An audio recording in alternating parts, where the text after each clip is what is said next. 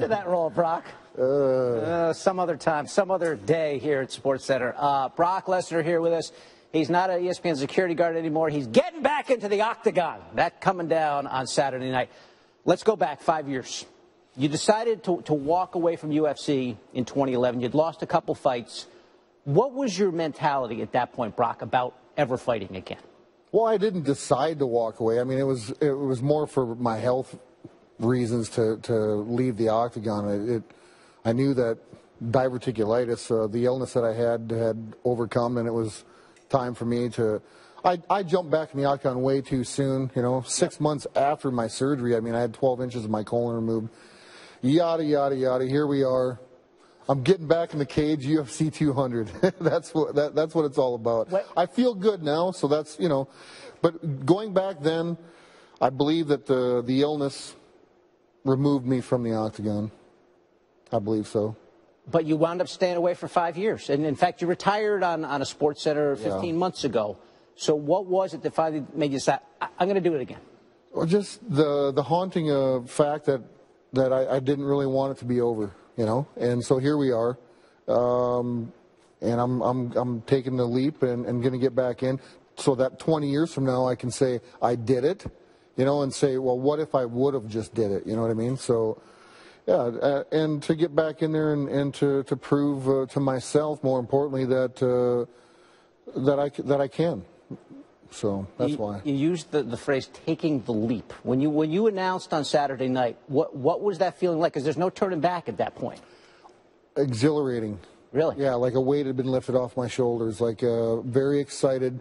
I don't have to sit here and fake to anybody how excited I am. I think I feel it, and when you feel something, I'm excited.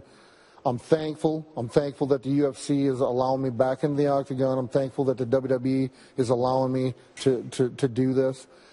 It's exhilarating for me. Very exhilarating. Curious how the conversation went with Vince McMahon. When obviously you're under contract with WWE, you went to him. What was the give and take about you doing UFC as well? I said, listen, old man, we can do this the hard way or the easy way.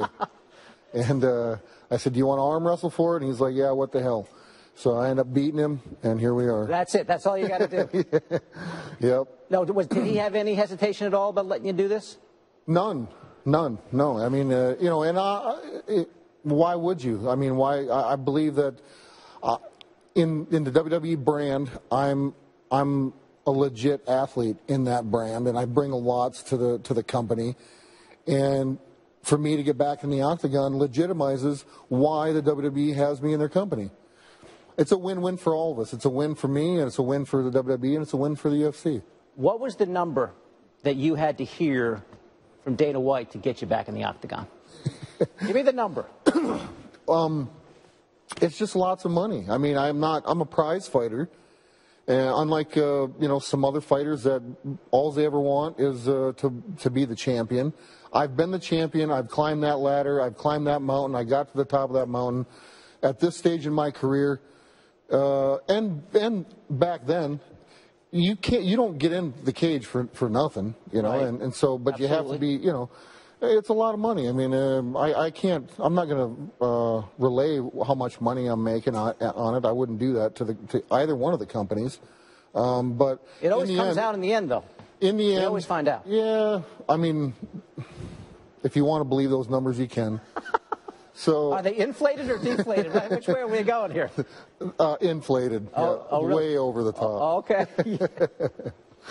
So, you announced today that the opponent, you sort of did this in stages. The opponent is going to be Mark Hunt. Yes. 8th ranked heavyweight in the world, 42 years old. You're going to be the younger guy in the octagon in July. What did you think? What did you think of that selection when you heard it? Well, I really, at this point, in the game of fighting, I mean, age is not a factor, I don't believe. I really don't. I mean, you got a guy like Dan Henderson just Saturday night going in. He's 46 years old and fighting like he's, a young man. I feel great. I'm excited for this fight. It's a tough challenge ahead of me. I believe Mark has a tough challenge ahead of him. He's never faced an opponent such as myself. And I'm looking forward to this bout. I'm looking forward to it. He's a heavy-hitting hard-headed human being, and hopefully my athleticism and my you know, octagon awareness and all those things and my wrestling background can play a key factor in me winning this fight. It's been 5 years. That's a long time to be out of the octagon. What concerns do you have? I mean, there's got to be some thoughts in the back of your head that, you know, how is this going to go? What are your concerns? I don't really have any concerns. You know, I mean, hopefully we get the rust out in training camp, and I think we are. You know, we will. And if not, the first punch from Mark will knock the rest of the rust off in the first 10 seconds, maybe, and then look out. How much fighting do you do in training camp? Well,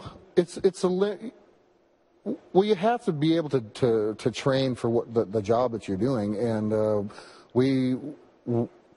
it's a necessity. I mean, we don't do it a lot because the guys that bang every single day, I want to get in the cage and fight. I don't want to fight in practice. Right. I want to simulate fighting in practice so that I can get in the cage and fight for my prize. So not as much as you would think. Before during the commercial break, we're talking, and you were telling me about your farm in Saskatchewan, a grain farm, and it sounds beautiful up there, and it sounds peaceful and all that. And here you are getting back into what is this a one-off? Is this, Brock, I'm going to do this one more time, get this out of my system? Do you have a plan here? I don't. I've never had a plan really, other than, you know, it's just kind of. Things happen. Life is. I really believe that life is about timing. The timing feels right on this. Somehow I always land on my feet. I'm very blessed. I feel very fortunate. Yes, I'll be fighting out of Regina, Saskatchewan. I'm a Canadian resident, and I love my farm. And yeah, you can take the boy out of the country, but you can't take the country out of the boy, and that's who I've always been. And yeah, I'm a farmer. I'm happy to say it. He's definitely got at least one more UFC fight coming up July, UFC 200. Brock, we wish you the best of luck. Thanks for joining us. Great talking to you. Thank you. Kerry, back to you.